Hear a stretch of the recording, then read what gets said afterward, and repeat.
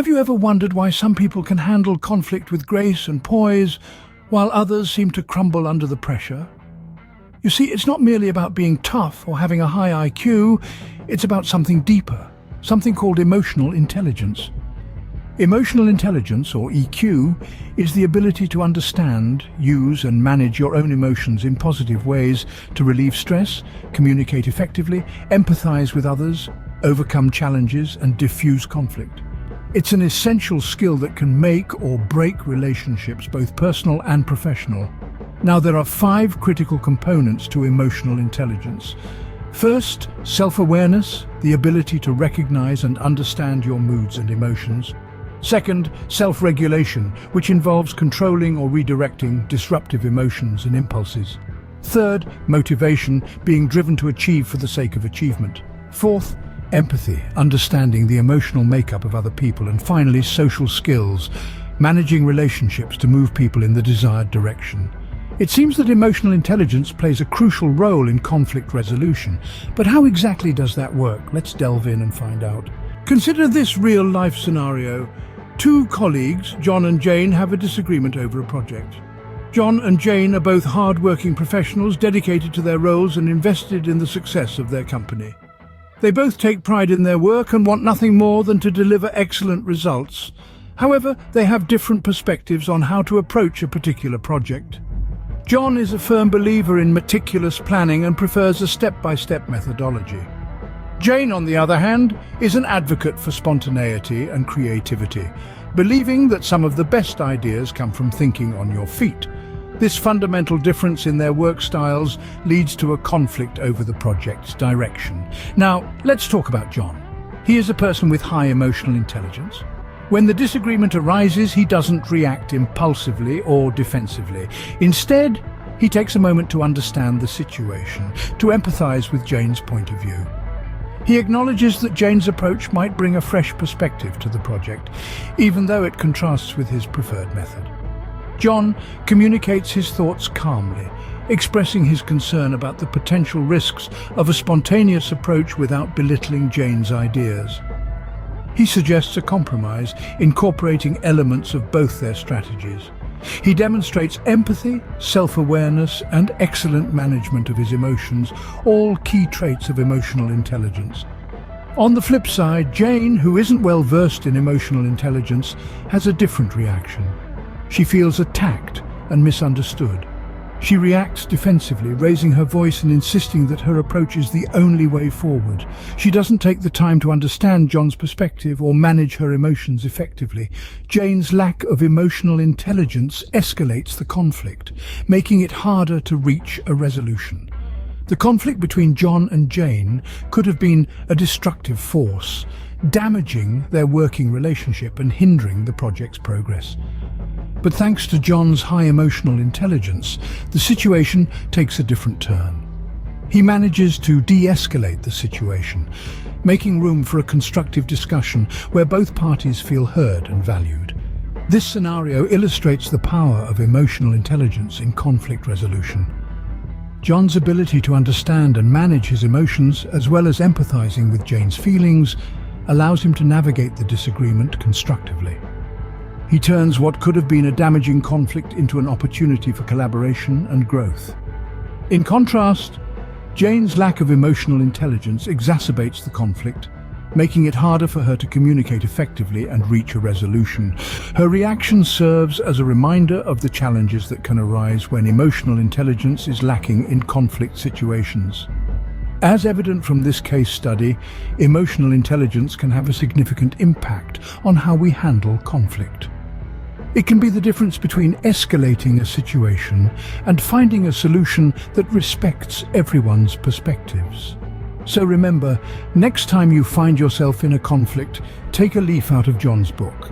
Use your emotional intelligence to guide your actions. After all, it could be the key to turning a potential conflict into an opportunity for growth and collaboration.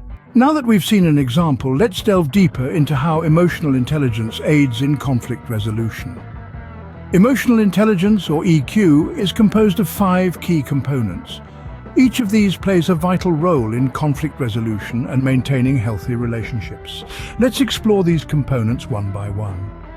Firstly, we have self-awareness.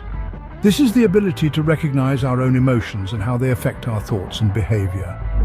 In our case study, Sarah was able to identify her frustration and understand its source. This allowed her to navigate the conflict without lashing out or withdrawing, which would have further complicated the situation. Next, there's self-regulation. It's not just about recognizing our emotions, but also managing them. Let's consider John from our case study. He was disappointed when his proposal was rejected, yet he chose not to react impulsively. Instead, he took a step back to reassess the situation, demonstrating excellent self-regulation. The third component is motivation. It's the inner drive that pushes us towards our goals, even in the face of adversity.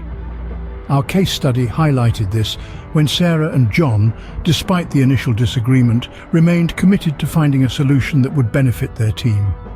Fourth, we have empathy, the ability to understand others' emotions and perspectives. Empathy played a key role when John tried to see the situation from Sarah's point of view.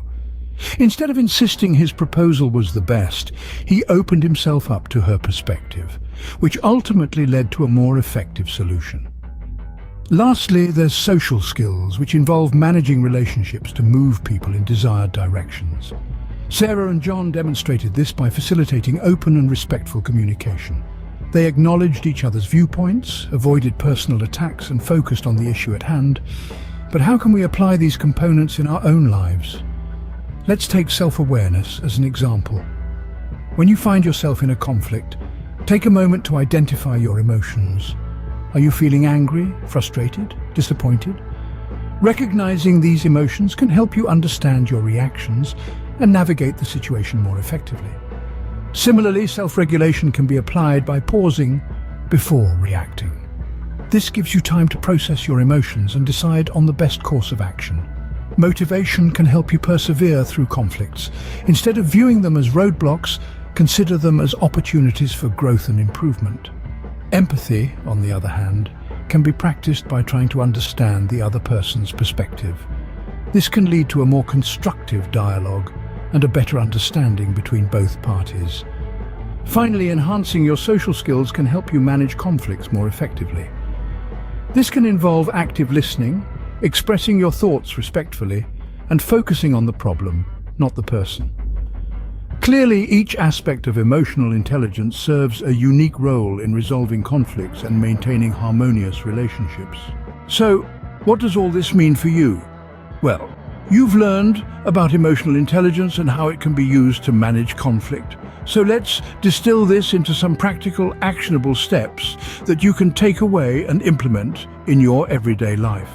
Firstly, self-awareness is the bedrock of emotional intelligence. It's about understanding your own emotions and how they impact others. Start by identifying your triggers, the things that cause you to feel strong emotions, whether they're positive or negative. This could be anything from a particular type of comment to a specific situation. Once you know your triggers, you can start to manage your reactions to them.